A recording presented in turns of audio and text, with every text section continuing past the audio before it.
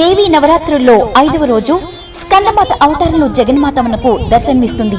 మరి ఈ తల్లిని పూజించిన వారు ఉపాసకులు నిరక్షరాసురైన జ్ఞానం ప్రసాదిస్తుందని, అలాగే తనను నమ్మి భక్తి విశ్వాసాలతో మనస్సు శరీరం తన మీదే కేంద్రీకరించి పూజించే వారికి అన్ని కోరికలు ధర్మార్థములైనవైతే తీరుస్తుందని ప్రతీతి.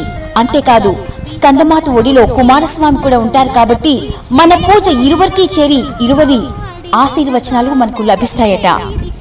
స్వార్థ భక్తి చూపేవారికి ఇహపర సుఖాలను ప్రసాదిస్తుంది స్కందమాత.